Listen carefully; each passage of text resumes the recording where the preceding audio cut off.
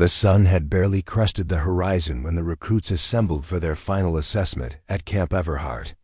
Among them stood Specialist Elena Voss, 5'4" and barely 120 pounds, her slender frame often causing instructors to question if she belonged in Special Forces training at all. What no one knew was that in just 6 weeks, this too delicate soldier would become a legend after surviving alone behind enemy lines for 30 days, rewriting the military's understanding of what true strength means. Before we jump back in, tell us where you're tuning in from, and if this story touches you, make sure you're subscribed, because tomorrow I've saved something extra special for you. The sprawling training grounds of Camp Everhart stretched across the Montana wilderness, its rugged terrain designed to break even the toughest soldiers. Towering pine trees created natural barriers between training zones, while mountain peaks loomed in the distance, a constant reminder of the harsh environment Special Forces operators might face in the field. Master Sergeant Tanner observed the final group of candidates with practiced scrutiny, his weathered face revealing nothing as they assembled in the pre-dawn chill. 28 candidates remained from the original 63 who had started the program 3 months earlier. His gaze lingered on Specialist Elena Voss, who stood at attention despite the obvious exhaustion etched across her features. Final assessment begins at 0600, Tanner announced, his voice carrying across the formation. Pack for extended field operations. This is your last chance to prove you belong. His eyes settled on Voss again. Some of you have already proven you don't. The other candidates shifted uncomfortably, well aware of who Tanner was referring to. Elena Voss had been a controversial candidate from day one, a former intelligence analyst who had somehow secured a spot in the elite training program despite fierce opposition from several senior instructors. Too small, they'd said. Too delicate for combat operations. The whispers had followed her throughout training, sometimes becoming shouts during particularly grueling exercises. Yet somehow she had endured, outlasting more than half the class through sheer determination. Specialist Rivera handed a compass to Voss as they prepared their gear. "Don't let Tanner get to you," he said quietly. "He's been trying to wash you out since week 1. Voss checked her pack methodically, her movements precise and economical.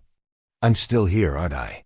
she replied, the hint of a smile touching her lips. "Yeah, but this final assessment is designed to break people," Rivera warned. 3 days in the wilderness with minimal supplies, evading capture teams? Most classes lose at least 5 more candidates. Then I'll be one of the ones. "Who makes it?" Voss said simply, closing her pack and hoisting it onto her shoulders. Across the preparation area, Master Sergeant Tanner conferred with Captain Lewis, the program director. "Voss won't make it through this one," Tanner said confidently. "She's been hanging on by her fingernails. The extended field exercise will finally prove what I've been saying all along." Lewis studied Voss thoughtfully. "Her performance metrics are actually in the top quartile," he noted. "Her marksmanship scores are exceptional, and her strategic assessments have been consistently innovative." "Numbers on paper," Tanner dismissed. "In the real world, size and strength matter. The first time she has to carry a wounded teammate or breach a reinforced position, she fail. Better to wash her out here than have her get someone killed in the field." Lewis frowned. "Give her the same chance as everyone else, Sergeant. No harder, no easier." "Of course, sir," Tanner replied, though his expression suggested otherwise. As the candidates prepared for deployment, Senior Instructor Wilson approached Voss with a clipboard. "Specialist, your medical evaluation from last week showed some concerning results," she said formally.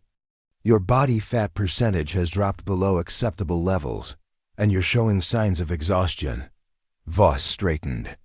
"I'm combat ready, ma'am." Wilson studied her carefully. Something about Voss had always intrigued her, a quiet resilience that seemed at odds with her physical appearance.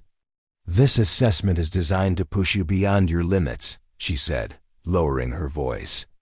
"Tanner has scheduled you for the northern route. It's the most physically demanding. I expected nothing less, ma'am." Wilson hesitated, then added, "Your intelligence background gives you an advantage. Use it." She walked away before Voss could respond. At precisely 0600, the candidates were transported to different drop points across the training grounds. Each had 3 days to navigate to an extraction point while evading capture teams composed of experienced instructors. Success meant advancement to the final phase of training. Failure meant immediate dismissal from the program. Voss was deposited at the base of a steep ridge, the most challenging starting point. The transport vehicle drove away, leaving her alone with her thoughts and the weight of expectation pressing down harder than her pack. "Commence navigation exercise," came the impersonal announcement over her radio. "Evade and survive. Clock starts now." Preparing and narrating this story took us a lot of time, so if you are enjoying it, subscribe to our channel. It means a lot to us. Now back to the story. Voss took a moment to center herself, studying the terrain with careful eyes. Tanner had given her the most difficult route deliberately, but he'd overlooked something crucial. Before becoming a soldier, Elena Voss had been an exceptional rock climber. The ridge that was meant to slow her down might actually provide an advantage. Instead of following the expected route around the base of the ridge, Voss began a careful ascent up the rock face. The additional elevation would give her a better vantage point to spot pursuit teams, and the unexpected route might throw off their predictions about her movements. Halfway up the ridge, Voss paused to check her map. From this position, she could see 3 potential routes to the extraction point. The most direct path would take her through a valley that would almost certainly be monitored. The longest route offered better cover, but would require traveling at night to make the deadline. The middle option balanced risk and time but would force her to cross a series of exposed positions. She chose the middle route, calculating that most candidates would either go for speed or maximum safety. By taking the balanced approach and adding some unpredictable variations, she might maintain her advantage. As Voss navigated through the wilderness, the training scenarios became increasingly challenging. Simulated enemy positions appeared where least expected, forcing her to adapt her route repeatedly. By the end of the first day, she had covered less ground than planned, but had successfully avoided detection. Making camp in a small depression beneath an overhanging rock, Voss allowed herself minimal rest, constantly alert for pursuit. She knew that the capture teams often moved at night, hoping to catch exhausted candidates sleeping. Dawn of the second day brought new challenges as artificial smoke appeared on the horizon, simulating a battlefield environment. Voss adjusted her route again, using the smoke as cover while moving closer to her objective. At midday, she encountered her first serious obstacle, a ravine crossing that required either a lengthy detour or a dangerous descent and climb. With time becoming a factor, Voss opted for the direct approach, carefully picking her way down the steep embankment and across the narrow stream at the bottom. It was during the climb up the opposite side that disaster struck. A handhold she had tested gave way suddenly, sending her tumbling backward. She managed to arrest her fall, but not before her ankle twisted painfully beneath her. Voss bit back a cry of pain, quickly assessing the damage. Not broken, but definitely sprained. The injury would slow her progress significantly, potentially preventing her from reaching the extraction point in time. For a moment, she considered using her emergency beacon. The assessment had clear protocols for genuine injuries. Using it would neither fail nor pass her. She would simply be removed from the exercise and given medical attention. But something made her hesitate. This was exactly the kind of situation Tanner expected would break her, a physical limitation that her delicate frame couldn't overcome. Using the beacon would confirm every doubt he'd ever expressed about her capabilities. Adapt and overcome, Voss muttered to herself, reaching into her pack for the first aid kit. She efficiently wrapped her ankle, then fashioned a makeshift walking staff from a fallen branch. It wasn't ideal, but it would have to do. The injury slowed her progress dramatically.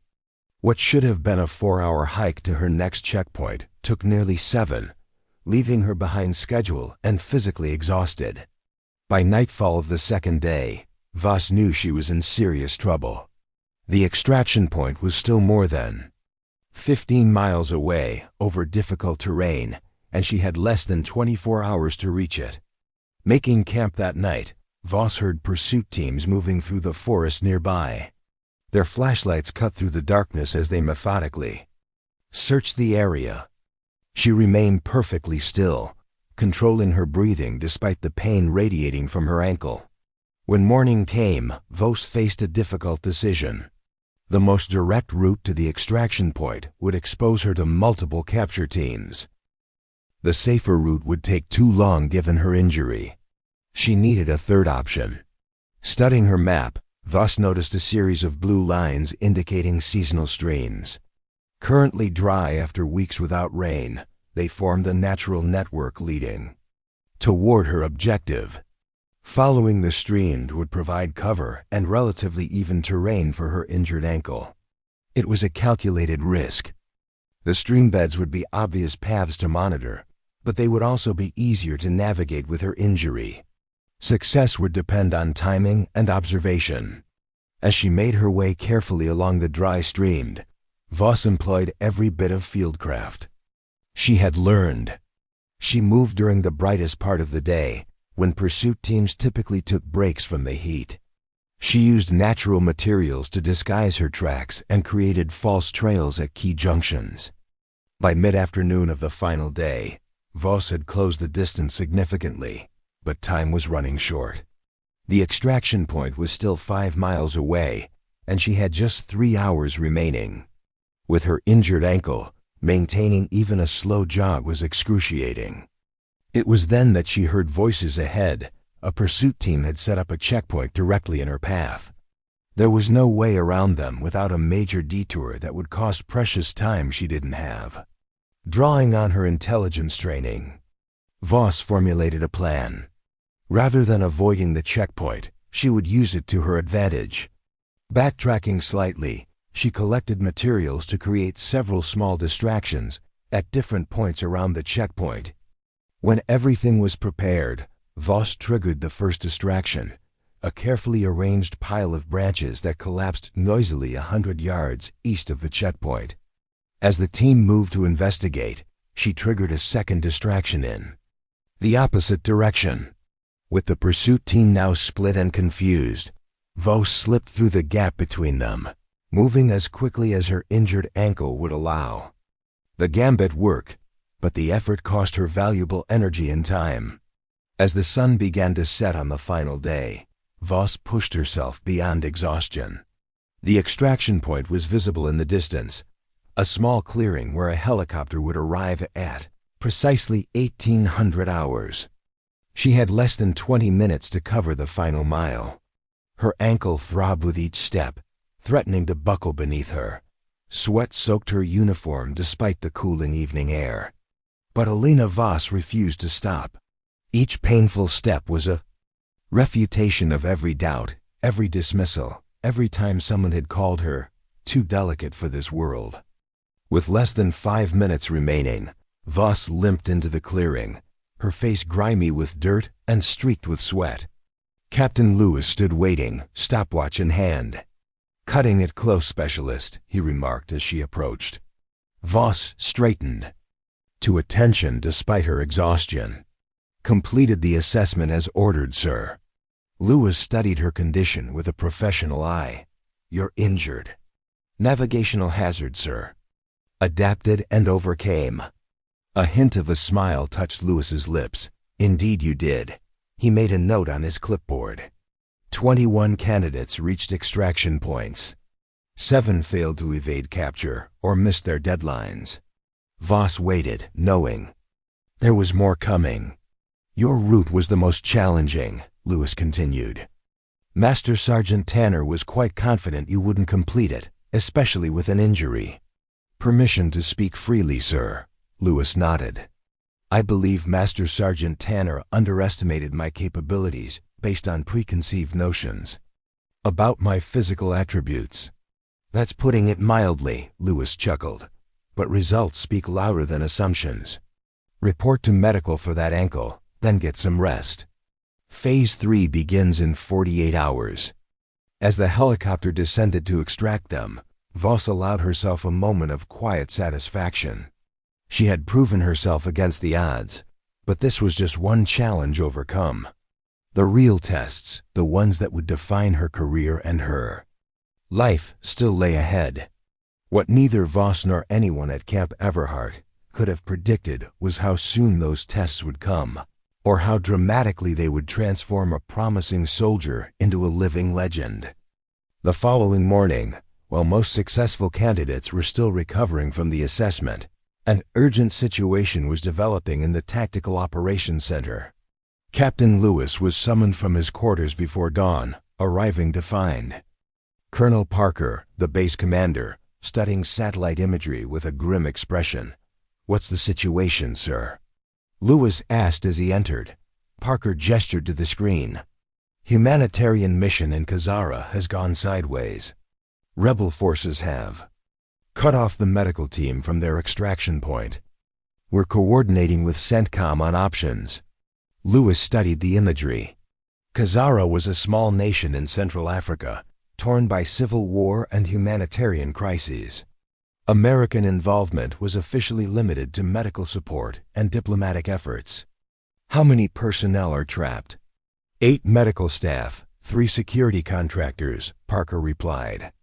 Local forces that were supposed to provide additional security abandoned their posts when the fighting intensified. Lewis frowned. Nearest QRF?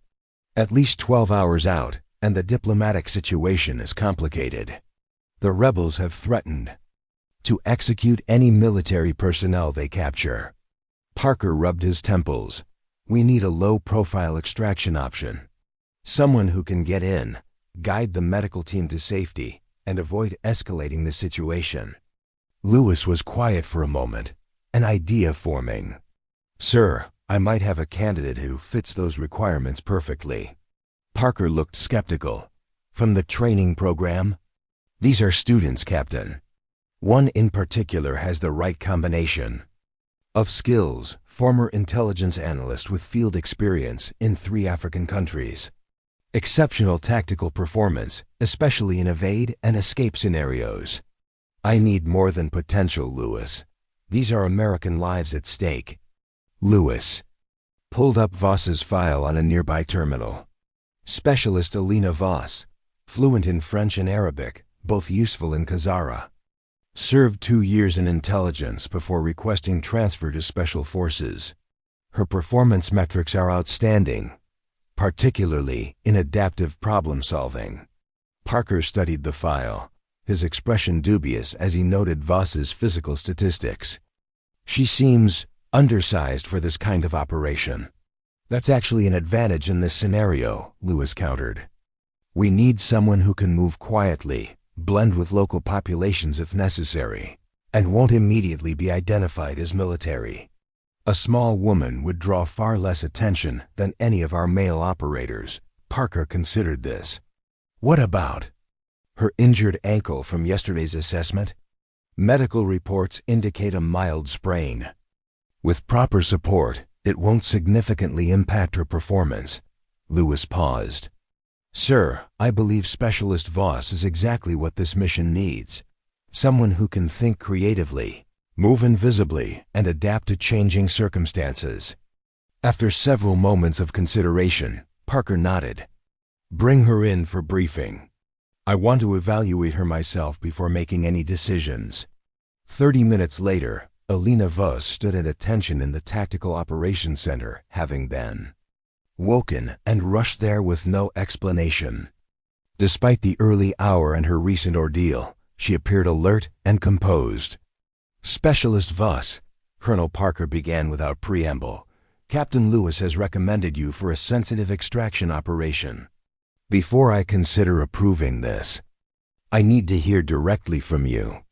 Do you believe you're physically capable of a high-risk mission, given your recent injury? Voss met his gaze steadily. Yes, sir. The ankle is responsive to treatment and won't impede my performance. This would be a solo insertion, Parker continued. You would be operating without direct support in hostile territory. Your objective would be to locate a stranded medical team and guide them to an extraction point approximately 20 kilometers from their current position. What's the timeline, sir? Immediate deployment. The situation is deteriorating hourly. Voss processed this information quickly. Rules of engagement, equipment limitations. Parker exchanged a glance with Lewis. These were exactly the right questions, focused on operational parameters rather than personal concerns. Non-combat role officially, Parker explained. Small arms for emergency self-defense only. You would be inserted as a humanitarian coordinator with appropriate cover documentation. Primary mission is navigation and evasion, not engagement. Voss nodded. Local terrain? Threat assessment? For the next 15 minutes, Parker and Lewis detailed the situation in Kazara, explaining the political complexities and the terrain challenges.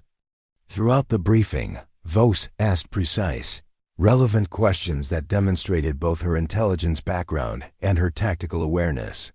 When they finished, Parker asked simply, "Can you complete this mission, Specialist?" "Yes, sir."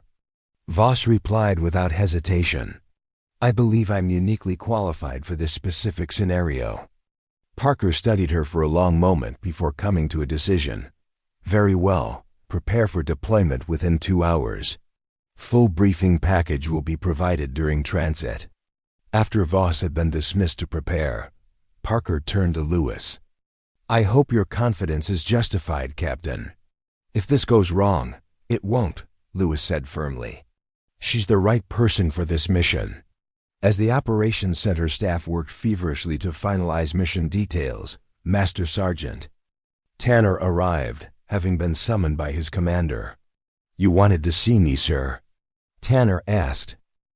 "Yes, Sergeant," Parker replied. "Specialist Voss is being deployed on an emergency extraction mission in Kazara." Tanner's expression registered shock. "Voss, sir, with all due respect, she's not qualified. She hasn't even completed Phase 3. Training. The decision has been made," Parker said firmly. "However, we need an experienced communications officer to maintain contact during the operation. Given your familiarity with Voss's capabilities and limitations, you're the logical choice." The implication was clear. Tanner would have to monitor the mission he believed was doomed to fail. His jaw tightened, but he nodded. "Understood, sir. When do we deploy?" "The support team will operate from the USS Nimitz in the Gulf of Aden. You depart in 90 minutes. As Tanner left to prepare, Lewis addressed the elephant in the room. "He doesn't believe she can do this." "No," Parker agreed. "But sometimes seeing is the only way to believing. Now let's make sure she has everything she needs to prove him wrong." 2 hours later, Elena Voss was aboard a military transport aircraft, reviewing mission details as they flew toward the African continent. Her ankle had been professionally wrapped by medical staff, and she had been provided with specialized equipment suited to her cover identity, a humanitarian coordinator conducting a routine check on medical operations. The reality of what she was undertaking had begun to sink in. This wasn't a training exercise with safety protocols and extraction options.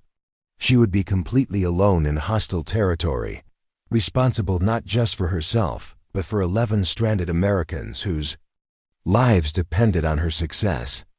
As the plane crossed into African airspace, Voss closed the briefing file and took a moment to center herself. Doubt was a luxury she couldn't afford. Instead, she focused on mental preparation, reviewing language phrases, memorizing terrain features, calculating time-distance factors for various routes. When they reached the staging area aboard the USS Nimitz, final preparations moved quickly. Voss changed into civilian clothes, appropriate for her cover identity, with specialized gear concealed within what appeared to be standard humanitarian equipment. Commander Reynolds, the mission coordinator, provided last-minute intelligence updates. Rebel forces have established checkpoints along major roads, he explained, pointing to a digital map. The medical team has taken shelter in a village clinic here, but fighting is approaching from the south and east. Voss studied the map, already formulating potential routes. Urban or rural approach. Rural gives better cover, but more difficult navigation. Urban areas have more checkpoints but faster movement. Extraction window? 72 hours maximum before the political situation makes extraction impossible. The ideal window is 48 hours. Voss nodded, committing the information. To memory. Communications protocol? Secured satellite phone for emergencies only. Otherwise, maintain communication blackout to avoid detection. Check-in scheduled at 12-hour intervals. As the briefing concluded, Master Sergeant Tanner entered the room. His expression was professionally neutral, but the tension in his shoulders betrayed his concern. "Specialist," he acknowledged. With a curt nod, "I'll be your communications officer for this operation." Voss met his gaze steadily. "Understood, Sergeant." Tanner hesitated, then added stiffly, "The standard advice is to abort if the situation exceeds your capabilities. There's no shame in recognizing limitations." "I appreciate your concern," Voss replied evenly. "But I intend to complete this mission successfully." The helicopter that would insert Voss into Kazara was prepared and waiting. As she performed final equipment checks, Captain Lewis approached. "A word, Specialist?" They moved to a quiet corner of the deck. "This mission was my recommendation," Lewis said directly. "I believe you're capable of extraordinary things, but I need you to understand something important." Voss waited attentively. "Your primary responsibility is to bring those people home safely. If that means adapting the plan, changing the timeline, or even calling for emergency extraction, do it. This isn't about proving yourself to Tanner or anyone else." "Understood, sir." Lewis studied her for a moment longer. "That said, I have complete confidence in your abilities. Trust your training, your instincts." With those final words of encouragement, Voss boarded the helicopter. As it lifted off the carrier deck and turned toward the African coast, she felt a strange calm settle over her. All the doubts, all the dismissals, all the time she'd been called too delicate, none of that mattered now. What mattered was the mission. 11 lives depending on her skills, her judgment, and her determination. As the coastline of Kazara appeared on the horizon, Elena Voss prepared herself for the challenge that would either define or end her career, and potentially her life. The true test was about to begin, and no one, not even Voss herself, could predict what the next 30 days would bring. The helicopter descended into a small clearing outside Kazara's capital city of Morena, rotors stirring up clouds of red dust as Voss prepared for insertion. The pilot's voice crackled through her headset. "This is as close as we can get without drawing attention. You're on your own from here, Specialist." Voss gave a thumbs up, adjusting the civilian backpack that concealed her essential equipment. "Understood. Extraction coordinates confirmed for Sector 7. Good luck," the pilot said simply as Voss disembarked, crouching low beneath the spinning rotors. Within seconds, the helicopter was airborne again, disappearing over the horizon and leaving Voss truly alone in hostile territory. She took a moment to orient herself, checking her compass against the rising sun. The medical team's last known position was approximately 15 kilometers northeast in a village called Kintari. Adopting the measured pace of an experienced aid worker, Voss began her journey along a dirt road that wound through sparse vegetation. Her cover identity, Sarah Nilsson, Norwegian humanitarian coordinator, would explain her presence if she encountered locals or checkpoints. Her natural features and carefully selected wardrobe would help sell the deception. The light hair, fair skin, and slender build that had made some question her military capabilities now served as perfect camouflage for her mission. After 3 kilometers, Voss encountered her first obstacle, a group of local civilians fleeing from the fighting, carrying whatever possessions they could manage. She adjusted her body language, projecting concerned professionalism as she approached them. "English, Francais?" she asked, her accent deliberately Scandinavian. An elderly man responded in halting French, explaining that rebel forces were approaching from the east, burning villages as they advanced. Government troops had abandoned their positions, leaving civilians unprotected. Voss expressed appropriate concern, maintaining her cover while gathering crucial intelligence. The man confirmed that several foreign doctors remained in Kintari, refusing to abandon their patients despite the danger. "They are good people," he said simply, "but they will die if they stay." "I'm going to help them," Voss replied, projecting confidence she didn't entirely feel. "Which route is safest now?" The man pointed to a narrow path leading through dense underbrush. "Avoid the main road. Rebel checkpoints everywhere." Thanking him, Voss adjusted her route accordingly. The path was rough, aggravating her ankle injury, but it provided better concealment than the exposed road. As she moved deeper into the countryside, smoke became visible on the horizon, evidence of the approaching conflict. By midday, the temperature had risen to nearly 100 degrees. Voss conserved her water supply, knowing dehydration could compromise her judgment. Despite the heat, she maintained a steady pace, driven by the knowledge that every hour mattered. A distant explosion shook the ground, followed by the unmistakable sound of small arms fire. The conflict was spreading faster than intelligence had predicted. Voss consulted her map, identifying a dried riverbed that might provide cover for the final approach to Kintari. As she navigated through increasingly dangerous territory, Voss encountered scattered evidence of violence, abandoned vehicles, discarded belongings, and once, the body of a soldier half hidden in tall grass. She paused only long enough to confirm he wasn't American before continuing her mission. By late afternoon, Voss had reached the outskirts of Kintari.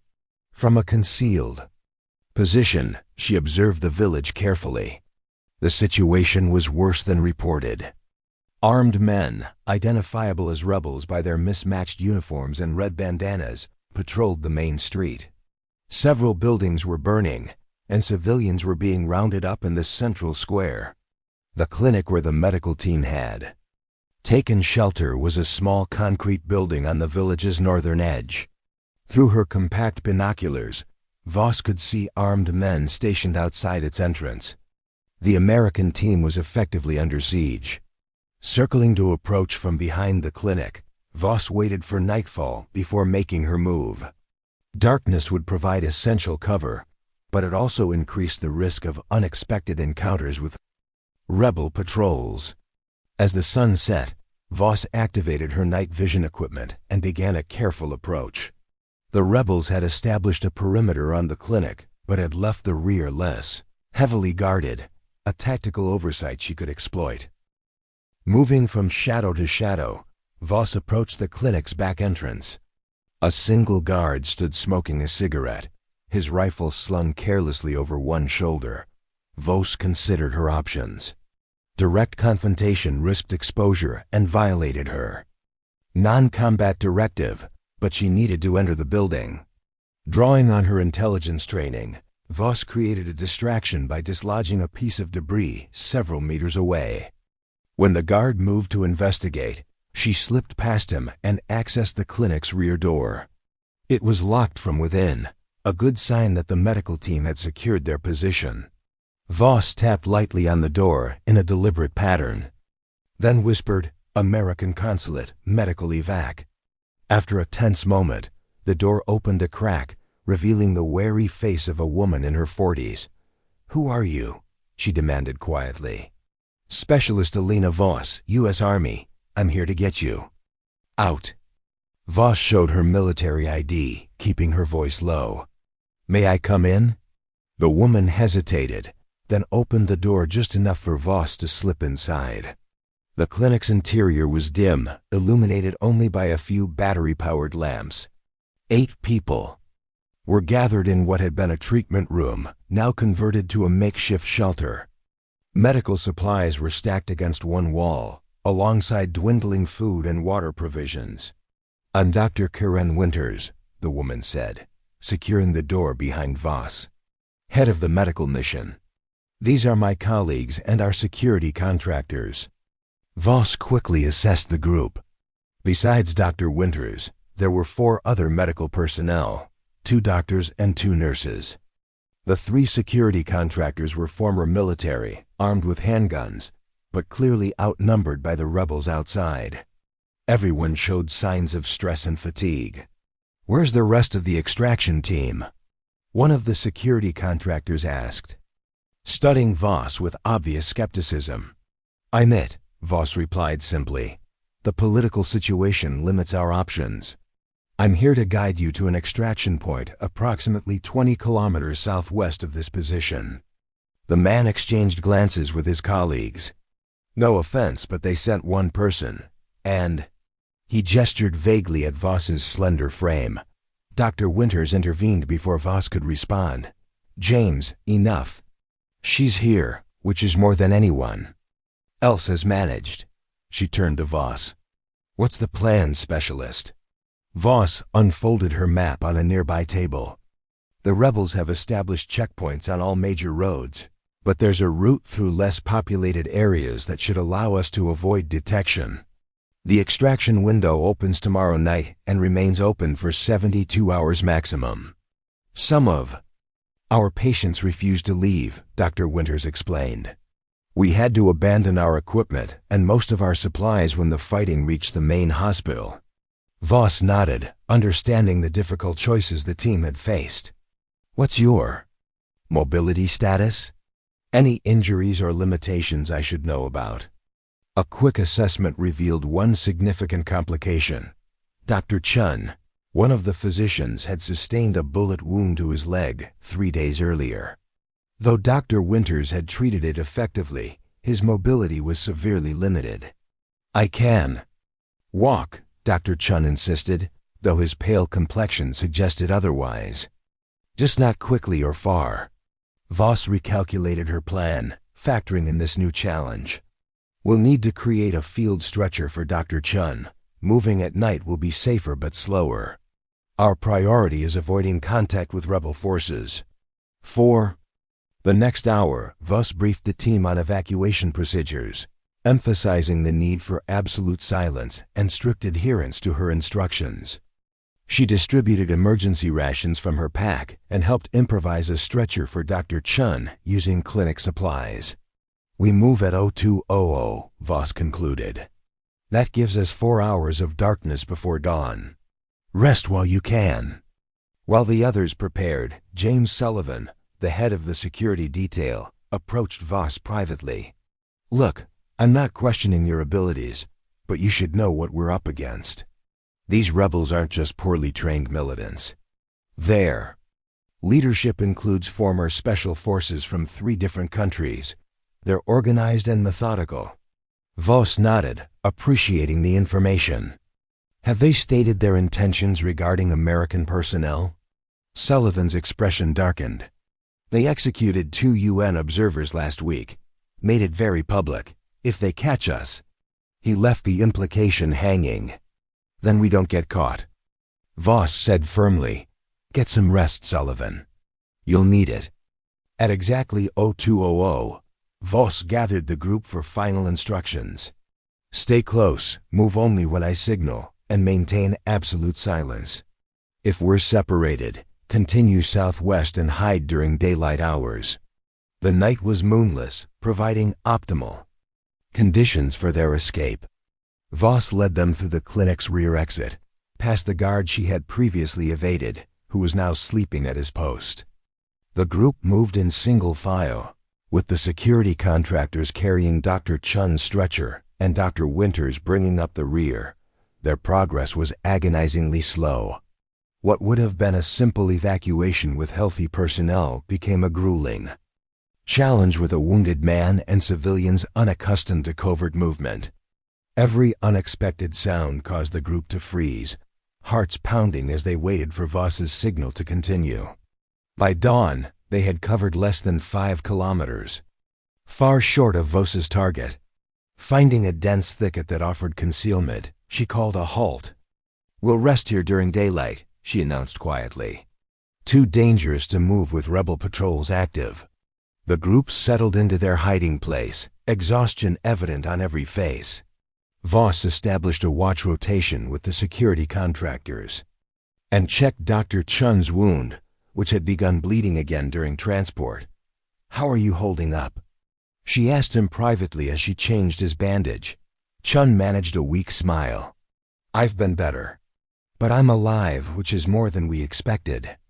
When the rebels surrounded us, he studied her face curiously. "You're not what I expected in a rescue operative." "I get that a lot," Voss replied, securing the fresh bandage. "No, I mean," Chun hesitated. "You're extraordinarily calm. Everyone else is terrified, including me, but you haven't shown a moment of doubt since you arrived." Voss considered this. "Doubt doesn't help complete the mission," she said simply. "And right now, the mission is getting all of you home safely." As the group rested, Voss used her secured satellite phone to make her scheduled check-in, keeping the communication brief to avoid detection. "Jackpot secure," she reported, using the code word for the medical team. "Phase 1 complete. Proceeding to checkpoint Alpha on adjusted timeline." Master Sergeant Tanner's voice came through clearly. "Confirmed, Specialist. Be advised, rebel activity has increased along your planned route. Satellite shows multiple new checkpoints." "Understood. We'll adjust accordingly. Next check-in. 2,000 hours."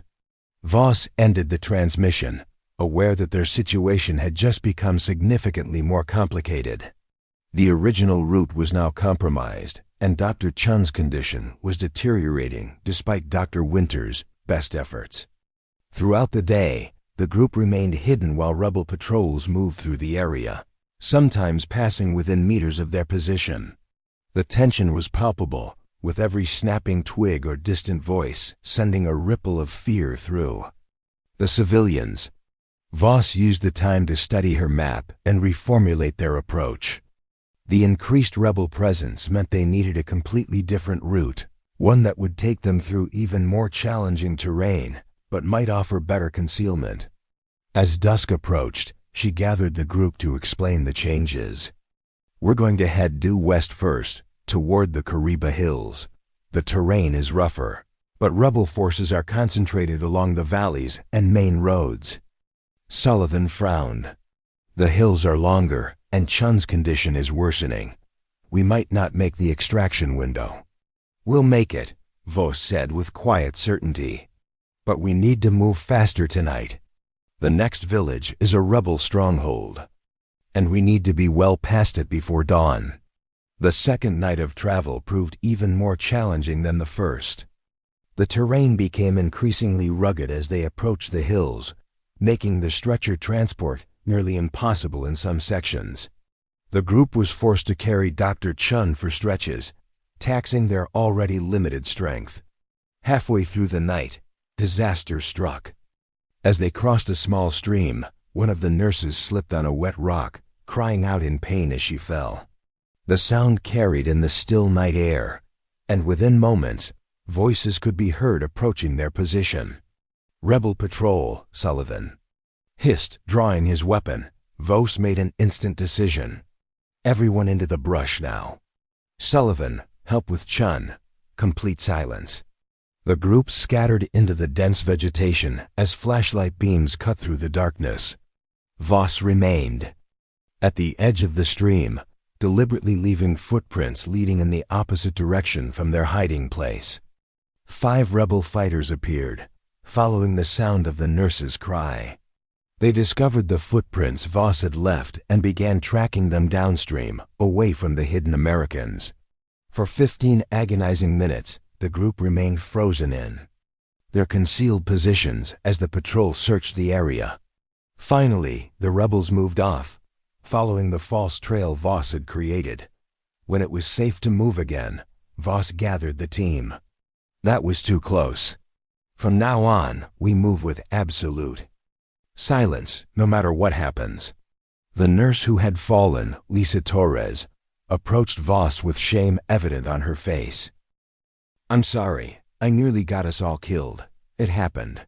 We adapted, we survived," Voss replied simply.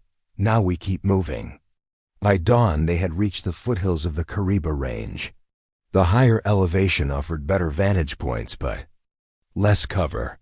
Voss found a small cave formation that provided adequate concealment for their second day of hiding. As the group collapsed in exhaustion, Voss conducted another check-in with Tanner. His report was grim. "Rebel forces have expanded their search area. They know someone escaped from Kintari. Extraction timeline may need to be accelerated." "Negative," Voss responded. "Current pace with wounded personnel makes original window our only option. We'll continue as planned." After ending the transmission, Voss checked on Dr. Chun. His condition had deteriorated overnight, with fever now indicating infection despite the antibiotics Dr. Winters had administered. "He needs proper medical care," Winters said quietly. At this rate, Voss understood the implication. How long does he have? 2 days, maybe 3 before sepsis becomes critical. The extraction point was still at least 36 hours away at their current pace. The math was unforgiving, but Voss refused to accept defeat. "We'll make it," she said with determination. "All of us." That night, they continued their journey through the hills, making better progress as the group adapted to the covert movement patterns Voss had taught them. By midnight, they had covered nearly 7 kilometers, a significant improvement over previous nights. Their route took them along a ridgeline that offered views of the surrounding countryside. In the distance, fires burned in several villages, evidence of the spreading conflict. The extraction window suddenly seemed very fragile against the backdrop of escalating violence. As they descended from the hills toward more level ground, Voss detected movement ahead, another patrol, this one larger and more organized than the previous night's encounter. "Down," she whispered, signaling the group to take cover. Through her night vision, Voss counted 12 armed men moving in a search pattern that would bring them directly across the Americans' path. There was no way to avoid contact if they continued forward. Sullivan crawled to her position. "Options?" he whispered. Voss considered their situation. Backtracking would cost precious hours they couldn't afford with Dr. Chun's worsening condition. Going around would expose them to open terrain without cover. Standing and fighting was out of the question with civilians and a wounded man. "We need a diversion," she decided. "Something to draw them away from our route." Before Sullivan could respond, Voss was already moving, slipping away from the group with silent efficiency. "If I'm not back in 20 minutes, continue southwest along the tree line," she instructed. "Don't wait for me." Moving through the darkness with practiced stealth, Voss circled wide around the patrol, positioning herself near an abandoned vehicle they had passed earlier. The rusted truck sat approximately 500 meters from their position, far enough to draw attention away from the medical team, but close enough for her to rejoin them if successful. Using materials from her pack, Voss created a simple, timed incendiary device, not powerful enough to cause serious damage, but sufficient to create a distraction. Setting the timer for 3 minutes, she placed it inside the truck's cab and retreated to a safe distance. When the device ignited, the dry upholstery caught fire immediately, creating a bright blaze visible from considerable distance. As expected, the rebel patrol changed direction, moving to investigate the unexpected fire. Voss circled back to the group, who had watched the entire sequence with a mixture of awe and trepidation. "Path clear." Move now, quickly. By dawn of the third day, they had made significant progress, covering nearly 15 kilometers total since their escape from Kintari. The extraction point was now less than a day's journey away, but Dr. Chun's condition had become critical. His fever burned dangerously high, and he drifted in and out of consciousness. Finding shelter in a dense bamboo grove, Voss made her morning check-in with Tanner. For the first time, she detected something like respect in his voice as he acknowledged their progress. "You've covered more ground than expected, Specialist. Extraction team is on standby for tomorrow night's window." "We'll be there, Voss." "Confirmed. One request, have medical support ready. We have a critical patient." As she ended the transmission, Voss noticed Dr. Winters watching her. The older woman had proven remarkably resilient throughout the journey, never complaining despite the grueling pace and constant danger. "He didn't think you could do it, did he?" Winters asked perceptively. "Your commander?" Voss hesitated, then nodded slightly. "There were doubts about my capabilities." Winters smiled tiredly. "I recognized it immediately, that look people give when they've underestimated you based on appearance. I've seen it my entire career." She gestured to the sleeping group around them. "But you've kept us alive against impossible odds. That's the only evaluation that matters." The final day of their journey toward extraction brought new challenges that tested Voss's resolve and leadership. Dr. Chun's condition had deteriorated to the point where he remained unconscious. His breathing shallow and labored. The infection had spread despite Dr. Winter's best efforts, and the improvised stretcher grew heavier with each passing hour as fatigue wore down the carriers. "We need to rest," Sullivan insisted as they paused in a small ravine shortly after nightfall. "Everyone's at their limit." Voss checked her map and GPS coordinates. "Extraction point is 8 kilometers southwest. We need to reach it by 020 to make the window." "And if we don't?" asked Lisa Torres, the nurse who had slipped at the stream. "Then we find cover and wait 24 hours for the next opportunity," Voss replied. But Dr. Chun doesn't have 24 hours. The reality of their situation settled over the group. They had come so far, overcome so many obstacles, yet still might fail at the final stretch. The weight of 11 lives pressed down on Voss with crushing force, but she refused to show any doubt. 5-minute break, she announced. "Then we continue." While the others rested, Voss scouted ahead, searching for the easiest path through the difficult terrain. Her injured ankle throbbed with each step, the pain having evolved from sharp spikes to a constant, dull ache that threatened her concentration. She ignored it, just as she had ignored the hunger, thirst, and exhaustion that had become her constant companions. A sound caught her attention, the distinctive rumble of engines, still distant but approaching. Moving to higher ground, Voss used her night vision to scan the horizon. What she saw sent a chill through her. Headlights moving along a dirt road approximately 2 kilometers away, heading directly toward their position. "Not a patrol," she murmured to herself. "Too organized." Returning quickly to the group, Voss explained the situation. "Large rebel force moving in our direction. At least 4 vehicles, unknown number of personnel." Sullivan swore quietly.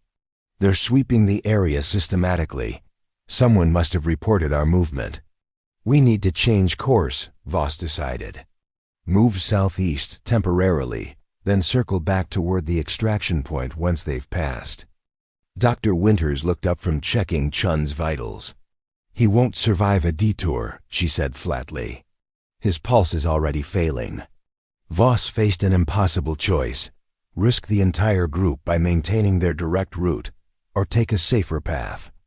That would likely cost Chun his life. The mission parameters were clear: bring everyone home safely. But everyone suddenly had become an impossible standard. In that moment, Elena Voss made the kind of decision that defines leaders, the kind no training manual can prepare you for. "Sullivan, you and Williams take the stretcher," she ordered. "Dr. Winters, stay with Chun. The rest of you follow Sullivan. Head directly southwest. Maintain pace according to the route we discussed." Lisa Torres frowned. "What about you?" "I'm going to create a diversion," Voss replied, already removing non-essential items from her pack. "Draw them away from your position long enough for you to reach the extraction point." Sullivan shook his head. "That's suicide. They'll have night vision, thermal imaging. One person against vehicles and multiple fighters?" "Not suicide," Voss corrected. "Tactics. I'm smaller, faster, and know this terrain better than they do now. I'll lead them north, then circle back to meet you at extraction." No one believed the last part, but they recognized the necessity of her decision. One person risking themselves to ensure 10 others survived. The brutal mathematics of survival. Dr. Winters approached Voss while the others prepared to move out. "We've barely known you for 3 days," she said quietly, "yet you're willing to die for us." "No one's dying today," Voss replied with a confidence she didn't entirely feel. "That's a promise." After providing final instructions to Sullivan about the extraction protocols, Voss prepared for her diversion. She would need to be visible enough to draw attention, yet elusive enough to avoid capture. It would require perfect timing and execution. "Go now," she told the group. "Move quickly and don't stop for anything." As the medical team disappeared into the darkness, Voss headed in the opposite direction, circling toward the approaching rebel vehicles. Her plan was simple but dangerous. Create multiple heat and light signatures to suggest a larger group, drawing the rebels away from the actual evacuation route. Reaching a position approximately 1 kilometer from the vehicles, Voss implemented her plan. Using emergency flares from her pack, she created a brief but bright light signature visible to anyone with night vision equipment. Immediately after, she moved quickly to a new position 200 meters away and repeated the process. The rebel convoy responded exactly as she'd hoped, changing direction to investigate the apparent movement of a group through the darkness. Voss continued creating false signatures, leading the vehicles further north, away from Sullivan and the others. For nearly an hour, she played this deadly game of cat and mouse, staying just far enough ahead to avoid capture while ensuring the rebels remained focused on her position. The strain was enormous, every sound potentially fatal, every movement calculated against her diminishing energy reserves. Then disaster struck. As Voss crossed a small clearing, her injured ankle finally gave way completely. She fell hard, unable to suppress a cry of pain as ligaments tore under the sudden stress. In the silence of the African night, the sound carried like a gunshot. Flashlight beams immediately swept the area as rebel fighters deployed from their vehicles. Voss dragged herself into undergrowth, applying every concealment technique she'd ever learned. Her body pressed against the earth, breathing controlled to virtual stillness. She became as invisible as humanly possible. It wasn't enough. The rebels moved with the precision of trained soldiers, systematically searching the area. Voss realized with growing dread that Sullivan had been right. These weren't ordinary militants, but professional fighters with formal military training. A beam of light passed inches from her position, then returned more slowly. Voss knew. She'd been spotted. Her hand moved to the sidearm concealed beneath her shirt, a last resort she'd hoped to avoid. "American," a voice called in accented English. "We see you." "Stand up slowly." Voss weighed her options. Fighting meant certain death against superior numbers. Surrender meant likely execution once they discovered her military affiliation. Running was impossible with her destroyed ankle. What happened next would later be described in the official report as exceptional tactical improvisation under extreme duress. In reality, it was desperation combined with intelligence training and sheer force of will. "Help me," Voss called out in French, her voice deliberately pitched higher, infused with panic. I am with Doctors Without Borders. Please help me. The deception bought her precious seconds of confusion. When the first fighter approached, Voss was lying in the open, her posture deliberately vulnerable, tears streaming down her face. Her military ID and equipment were buried beneath leaves several meters away, hastily concealed during those critical moments. "Who are you?" the man demanded, rifle aimed at her chest. "Sarah Nilsson, Norwegian medical coordinator," Voss sobbed in French. "I was separated from my team when the fighting started. I've been lost for days." The fighter studied her suspiciously, taking in her fair hair, European features, and civilian clothing. His weapon remained raised, but doubt had entered his expression. A second fighter approached, speaking rapidly in a dialect Voss didn't recognize. The first man responded, then addressed her again. "Why are you here in this place?" "There is nothing here." "I was trying to reach Morena," Voss explained, maintaining her cover identity with the perfect balance of fear and desperation. "For evacuation. My ankle is broken. Please, I need medical help." More fighters gathered, surrounding her position. One of them, clearly in command, barked orders that resulted in Voss being roughly pulled to her feet. The pain from her ankle was excruciating, but she channeled it into her performance, crying out and collapsing against her captors. "Search her," the commander ordered. Rough hands patted her down, finding nothing suspicious. Voss had gambled everything on those few seconds of concealment, burying anything that would identify her as American military. "Nothing, Commander Tafari," one of the fighters reported. Tafari studied Voss with cold calculation. "Put her in the truck. If she is who she claims, she may have value." Being loaded into the rebel vehicle, Voss felt a complex mixture of emotions. She had avoided immediate execution, but was now being taken directly away from the extraction point. The success of her diversion was complete. The rebels were moving north with her as prisoner, leaving the path clear for the medical team, but her own survival had become vastly more uncertain. As the vehicles rumbled through the darkness, Voss focused on memorizing their route, identifying terrain features, and assessing her captors. Commander Tafari was clearly experienced, possibly former military from his bearing and the respect shown by his men. The others varied in age and apparent training, but all handled their weapons with competence. After approximately 40 minutes, they reached what appeared to be a forward operating base, a small compound of buildings surrounded by defensive positions. Voss was dragged from the vehicle and taken to a room that had once been a classroom, judging by the faded educational posters still visible on the walls. Commander Tafari entered shortly after, accompanied by an older man in civilian clothes, who studied Voss with unsettling intensity. "This is the one you found near the southern passage?" the older man asked in perfect English. "Yes, Minister," Tafari replied. "She claims to be Norwegian. Medical worker." The man called Minister switched to Norwegian, asking Voss a series of questions about her background and purpose in Kazara. Voss responded fluently, her intelligence training having included basic proficiency in several European languages. When the minister reverted to English, his expression had changed. "Her accent is authentic, but something isn't right. No medical team reported a missing Norwegian." Voss knew her deception was unraveling. "Communications have been disrupted by the fighting," she insisted in French.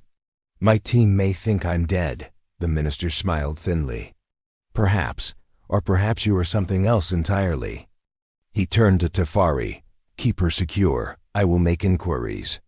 If she has value, we will discover it."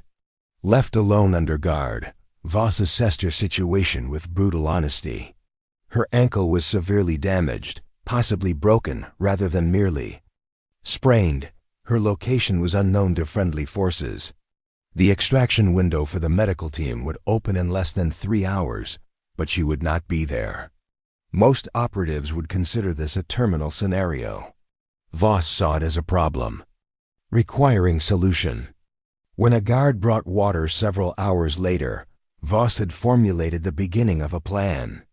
"Please," she said in French, "I need medical attention. My ankle."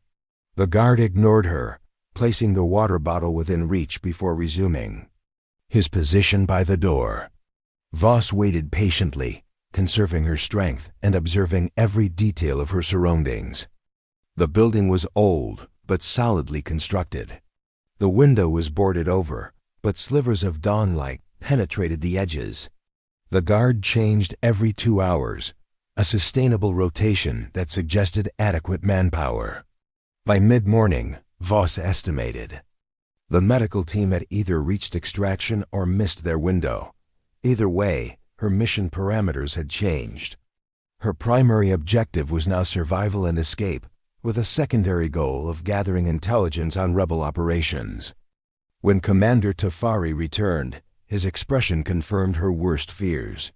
"The minister is very interested in you," he said without preamble. "It seems no Sarah Nilsson is registered with any medical organization in Kazara." Voss maintained her cover. There was confusion during deployment. Papers were lost. A convenient explanation. Tafari circled her slowly. "Yet we found no identification, no personal items that might confirm your story. I lost everything when I fell in the river 3 days ago," Voss improvised. "I've been surviving on what I could find." Tafari nodded as though considering this. "There is another possibility. Perhaps you are not medical at all. Perhaps you are military, American military, sent to extract the doctors we had surrounded in Kintari." Voss kept her expression neutral, despite the alarm bells ringing in her mind. They had made the connection far more quickly than she had anticipated. "That's absurd," she replied. "Look at me. Do I look like a soldier to you?" It was the wrong question. Tafari studied her with new interest. "That is precisely what makes you valuable. Who would suspect someone like you? Small female, seemingly harmless." In that moment, Voss realized her usual disadvantage had become something more complex. The very traits that had caused doubt among her own commanders had made her an object of fascination to her enemy. "You will tell us about the extraction plan," Tafari continued. "Where are the doctors now? When and where will they be collected?" "I don't know what you're talking about," Voss insisted. "I'm a medical coordinator, nothing more." Tafari's expression hardened. "We will see. The minister is returning tomorrow. He has more effective methods of questioning." Left alone again, Voss knew her situation had deteriorated from difficult to potentially fatal. The mention of effective methods required no translation. Torture was imminent if she remained in rebel custody. Throughout the day, Voss tested her injured ankle periodically, evaluating exactly what movement was possible. The pain remained intense, but she discovered she could bear weight momentarily if absolutely necessary. It wouldn't allow for running, but perhaps enough mobility for what she needed. When darkness fell, Voss implemented the next phase of her plan. Using the fabric from her shirt sleeve, she created a crude compress for her ankle, binding it tightly to provide whatever support was possible. Next, she broke the plastic water bottle they had provided, carefully shaping a piece into a primitive tool. The guard rotation had been consistent all day, changing at 2-hour intervals, with a brief overlap when information was exchanged. That overlap represented her best opportunity. At approximately 2,200 hours, when the next rotation was due, Voss positioned herself near the door, her injured leg carefully arranged to appear worse than it actually was. When footsteps approached, she began moaning loudly, clutching at her ankle. "Help!" she called weakly as the door opened. "Something's wrong. I think it's infected." The outgoing guard glanced at her dismissively, but the new arrival took a step closer, peering at her ankle in the dim light. It was the opening Voss needed. With explosive speed that belied her injured state, Voss launched herself forward, driving her improvised plastic weapon into the nearest guard's throat with precision born of countless training sessions. Before the second guard could react, she had seized the first guard's weapon and swung it with devastating effect. Both men lay unconscious within seconds, having never expected such violence from a prisoner they had dismissed as harmless. Voss moved quickly, securing the door and searching the guards for equipment. She found a radio, additional ammunition, and a set of keys that might prove useful elsewhere in the compound. Most importantly, she recovered a knife from one guard's belt, a proper weapon that dramatically improved her odds. Moving on her injured ankle was agonizing, but possible in short bursts. Voss navigated the darkened building silently, encountering no other guards inside. The real challenge would begin when she reached the compound perimeter. From a window, she observed the external security. 2 guards at the main entrance, others patrolling the perimeter at irregular intervals. Vehicles were parked in a central area, including the trucks that had brought her here. Escape on foot with her injury was virtually impossible, but a vehicle might offer a chance. Voss formulated a plan that balanced audacity with calculation. Using the radio she had taken, she could potentially create confusion among the guards. The key would be timing and execution. Setting the radio to the frequency she had observed the guards using, Voss prepared herself mentally for what would come next. Every movement would need to be perfect. Any hesitation could be fatal. When a patrol passed the building's rear entrance, Voss keyed the radio. "Intruder at North Perimeter," she said urgently, mimicking the accent and speech patterns she had observed among the rebels. "Multiple fighters, need reinforcement." The response was immediate. Guards began moving toward the northern edge of the compound, including those nearest the vehicles.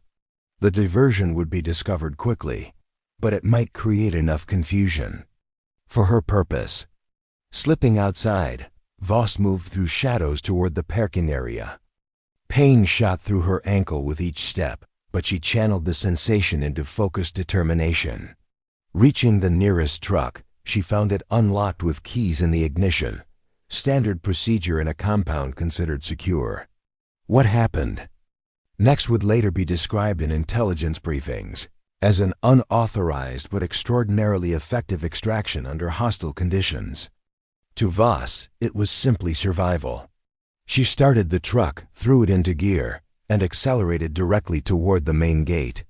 Shouts of alarm erupted around her as guards realized what was happening, but their response was slowed by the earlier false alarm.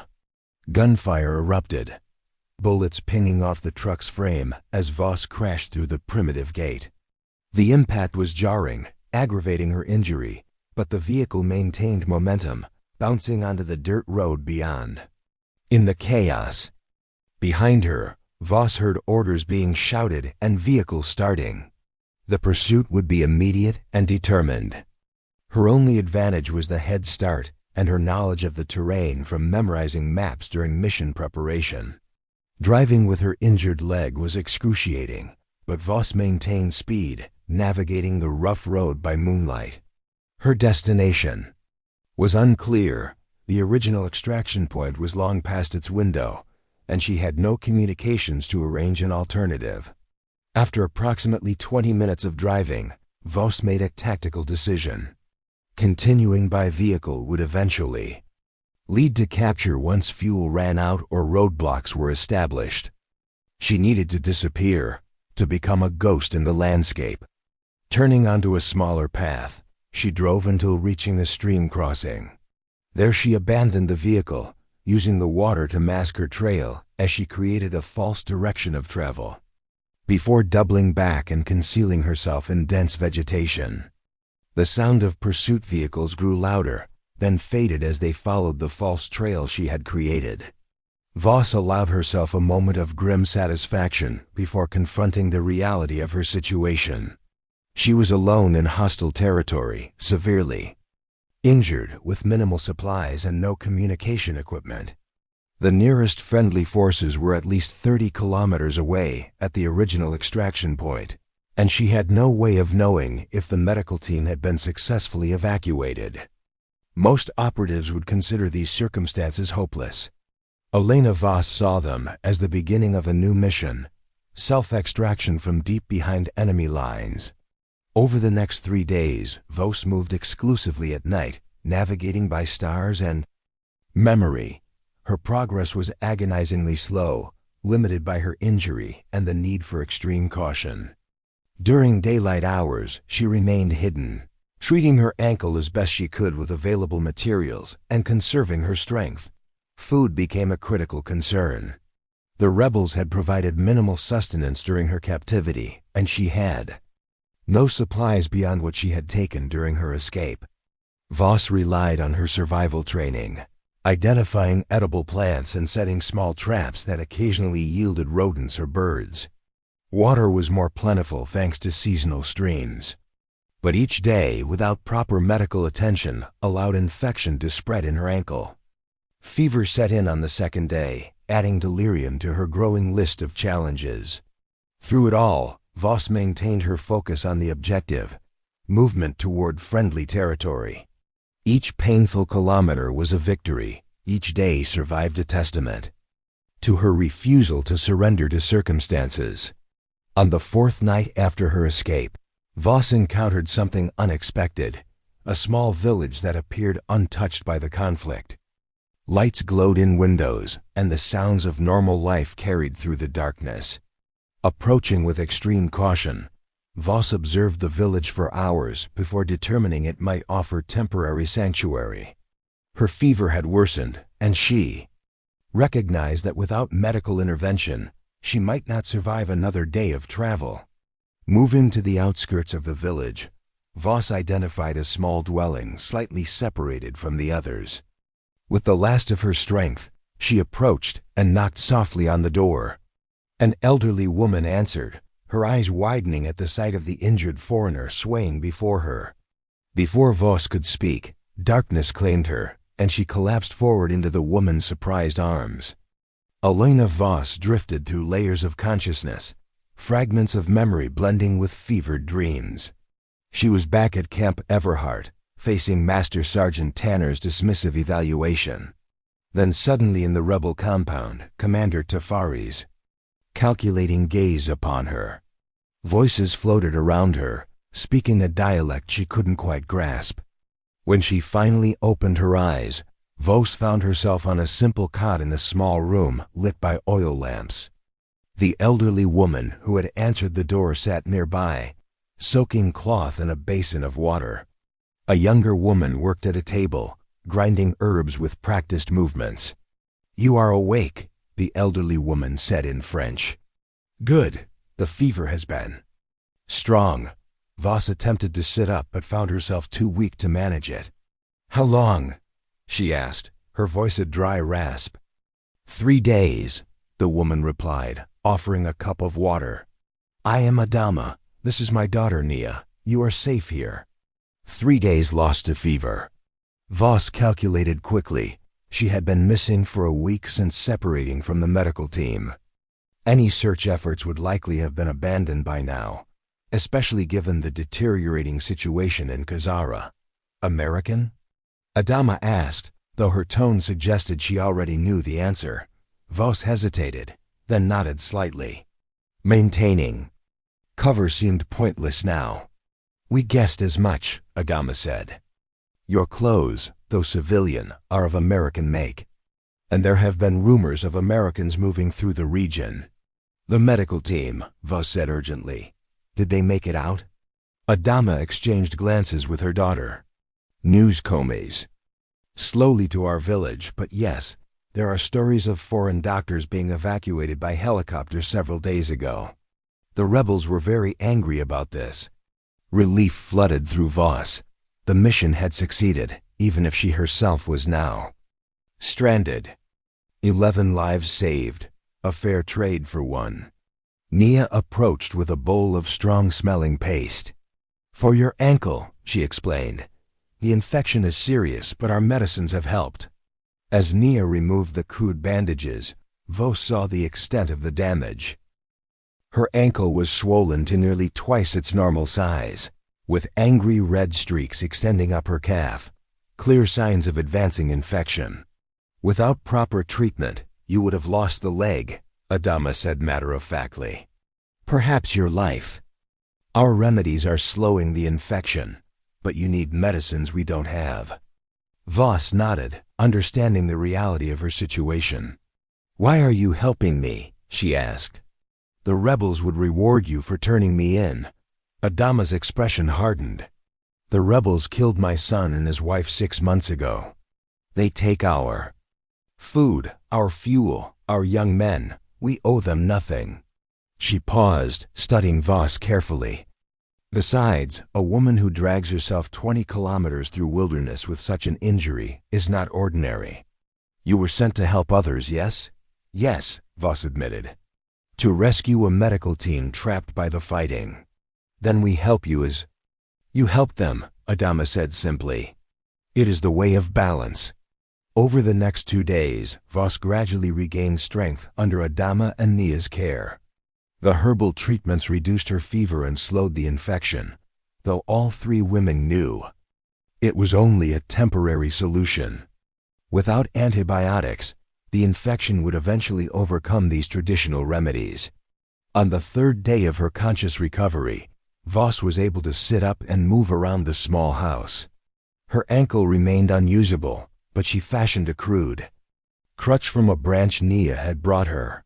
You heal quickly, Adama observed. Your body is strong despite its size. Voss managed a smile. I've been underestimated before. Men often make this mistake, Adama agreed. They see only what is visible, height, muscle, the outer shell. They miss the strength that matters. As Voss's condition stabilized, she began planning her next steps. The nearest American presence would be at the embassy in Morena, nearly 60 kilometers away. In her current condition, such a journey was impossible without assistance. Nia's husband, Bakari, provided valuable information when he returned from trading at a larger village. The rebels control all main roads, he reported. They are searching for an American woman, offering rewards for information, threatening those who might hide her. They're very determined to find me, Voss noted. It is more than that, Bakari explained. There are rumors that important documents were stolen. During your escape, the rebel leadership is furious. Voss frowned. I didn't take any documents. Perhaps not intentionally, Adama suggested. Check what you took from the guards. Searching through the few items she had managed to keep during her escape and subsequent collapse, Voss found nothing that seemed significant until she examined the knife sheath she had taken from one of the guards. The leather appeared ordinary, but closer inspection revealed a hidden compartment containing a folded microfilm. This must be what they're looking for, Voss realized. But I have no way to know what's on it. Whatever it contains, it has made you even more valuable to them, Bakari said gravely, and more dangerous to anyone helping you. Despite this increased risk, Adama's family continued to shelter Voss, moving her to a concealed storage cellar when rebel patrols passed through the village. Their courage humbled her, especially knowing the consequences they would face if discovered. After a week of recovery, Voss's fever had fully subsided, though her ankle remained severely damaged. The infection had receded thanks to Adama's treatments. But proper healing would require surgery and rehabilitation that was impossible in their current circumstances. I need to leave, Voss told her hosts one evening. My presence puts you in too much danger. And how will you travel? Adama challenged. You cannot walk such distances. I'll find a way, Voss insisted. I've survived worse. Bakari, who had been quietly listening, spoke up. There may be another option. In 3 days, I must travel to Sibera for trading. It is halfway to Morena. With some adjustments to my cart, you could be concealed beneath the goods. It was a significant risk for all involved, but after discussing the details, they agreed it presented the best chance for Voss to move closer to potential extraction. The preparations were meticulous. Bakari modified his ox-drawn cart to include a hidden compartment beneath sacks of grain and other trade goods. Nia sewed a traditional Kazaran dress for Voss to wear when they needed to pass through checkpoints, along with a head covering that would help conceal her foreign features. Adama continued treating Voss's ankle, using every remedy in her considerable knowledge to reduce the inflammation and pain. "You must be able to move quickly if needed," she explained as she applied a poultice of herbs. "Even with a damaged limb." On the morning of departure, Voss embraced the women who had saved her life. "I have no way to repay what you've done," she said softly. Adama shook her head. "Live, survive, that is payment enough." The journey to Sibera was slow and fraught with danger. Twice they were stopped at rebel checkpoints, Voss hidden beneath the trade goods, breathing through a concealed air tube Bakari had ingeniously constructed. The rebels searched the visible cargo but failed to discover the compartment beneath. After 2 days of travel, they reached the outskirts of Sibera, a larger settlement that served as a regional trading hub. Here, Bakari had contacts who might be willing to help Voss reach Morena. "I cannot take you further," he explained apologetically. "My family in the village would be suspected if I traveled all the way to the capital." "You've done more than enough," Voss assured him. "I'll find my way from here." Bakari introduced Voss to Jabari, a trusted friend who operated a small fleet of transport trucks moving between regional centers. After some negotiation and a payment from the emergency funds Voss had managed to keep concealed, Jabari agreed to transport her to within 5 kilometers of Morena. "Closer is not possible," he explained. "Military checkpoints surround the capital. They search all vehicles thoroughly." Voss understood the limitation. 5 kilometers is manageable," she said with more confidence than she felt. Her ankle had improved under Adama's care but remained a significant liability. The truck transport proved more difficult than anticipated. Concealed among crates of produce, Voss endured 12 hours of jarring movement that aggravated her injury. By the time they reached the drop point, an abandoned storage shed outside Morena, fever had returned, though less severe than before. Jabari provided what supplies he could spare: water, some food, a crude map of the capital's outskirts. "Government forces control this area," he explained.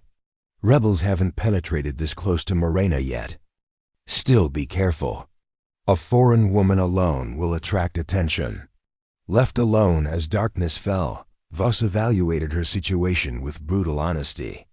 She was approximately 5 kilometers from the American embassy, a distance that would be trivial under normal circumstances, but represented an enormous challenge in her current condition.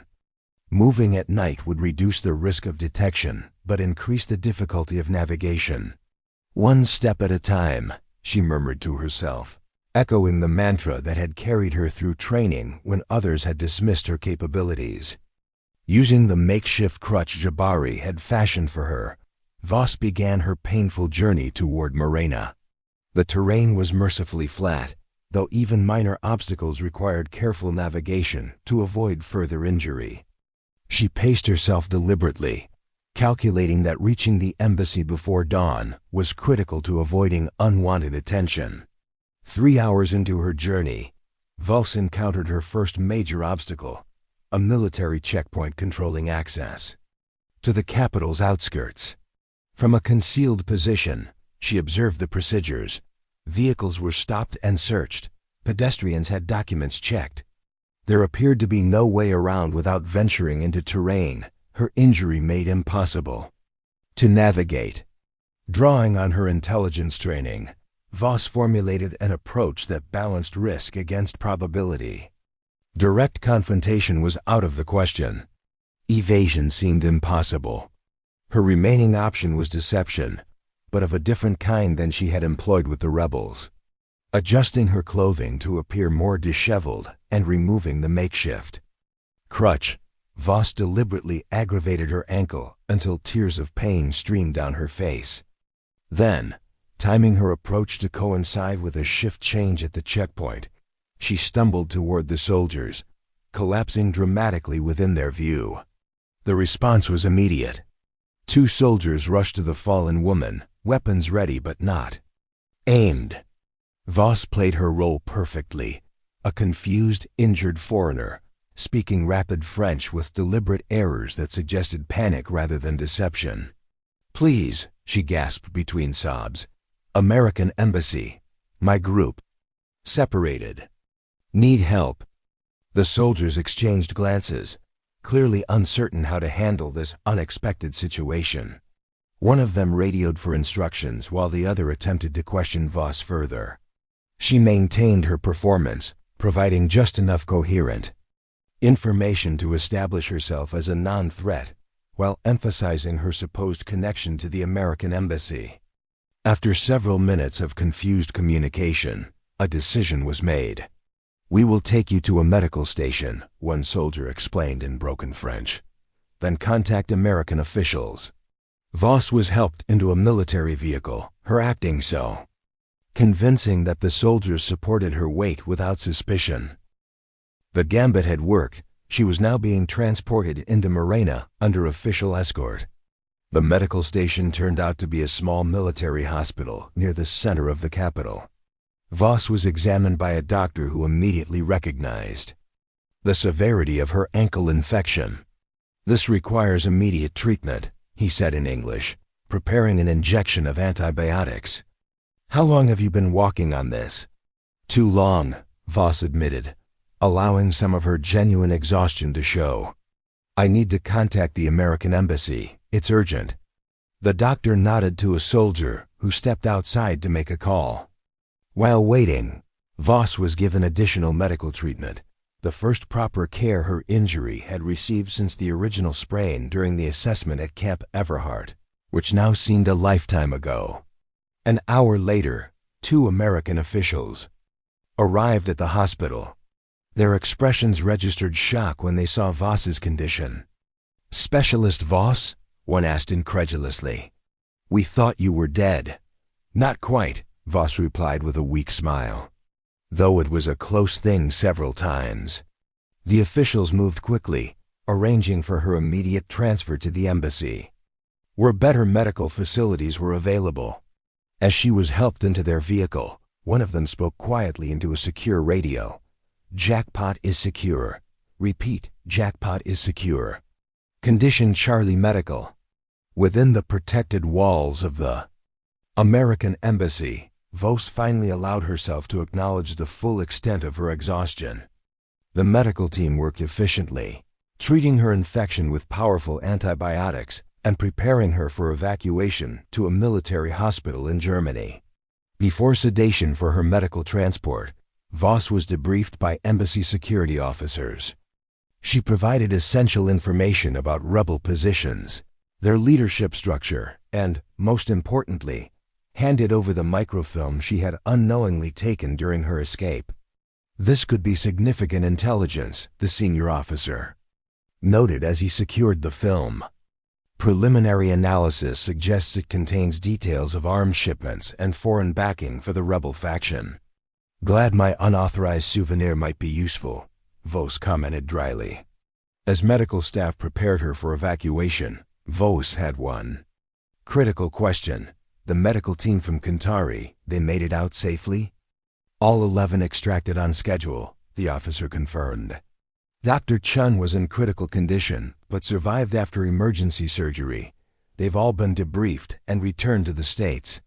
Relief washed over Voss. The mission had succeeded completely, even if her own extraction had taken a considerably more complicated route. As the sedatives took effect, her last conscious thought was that Master Sergeant Tanner would certainly have to reconsider his evaluation of what constituted too delicate for military operations. 2 weeks later, in a military hospital in Germany, Elena Voss awoke to find Captain Lewis sitting beside her bed. The captain's normally composed expression showed clear signs of emotion as she greeted her former trainee. "Specialist Voss," Lewis said warmly. "Welcome back to the land of the living." Voss attempted to sit up, noting the complex medical apparatus surrounding her injured leg. "Status report, ma'am." Lewis smiled at the formal request. You've been through 3 surgeries to repair extensive damage to your ankle and lower leg. The infection was aggressive, but responding well to treatment. Doctors say you'll walk again, though there may be permanent limitations. Voss absorbed this information with characteristic calm. And the situation in Kazara? The intelligence you recovered proved invaluable. Combined with information from other sources, it allowed for targeted diplomatic pressure against the rebels' international backers. A ceasefire was declared 3 days ago. The implications were significant. Her failure to reach extraction with the medical team had led directly to intelligence that helped end the conflict. Sometimes success came through unexpected channels. There's something else you should know, Lewis continued, her expression growing more serious. The story of your extraction of the medical team and subsequent survival behind enemy lines has attracted attention at the highest levels. Before Voss could respond, the hospital room door opened to admit several senior officers, including Colonel Parker from Camp Everhart. Most surprising was the presence of Master Sergeant Tanner, whose expression suggested an internal struggle between his previous assessment and the reality of Voss's accomplishments. Colonel Parker stepped forward. Specialist Voss, on behalf of the entire command, I want to express our profound appreciation for your extraordinary service. The medical team has provided detailed accounts of your leadership during their extraction, all confirming that without your intervention, they would certainly have been captured or killed. Voss accepted the acknowledgement with a simple nod. I was doing my job, sir. Beyond doing your job, Parker corrected. You made critical decisions under extreme pressure that saved 11 American lives, then survived 30 days in hostile territory with a life-threatening injury. That goes well beyond duty. One of the other officers, a General Voss didn't recognize, stepped forward. We've reviewed the complete operational record, including your training assessments at Camp Everhart.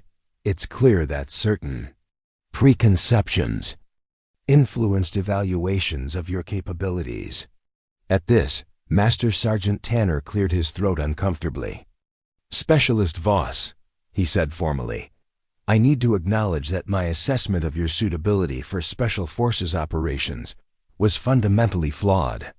I allowed physical attributes to overshadow the qualities that matter most in critical situations: intelligence, adaptability, and sheer determination. The admission clearly cost Tanner considerable pride, making it all the more meaningful. Your performance has necessitated a reevaluation of our selection criteria, the general continued.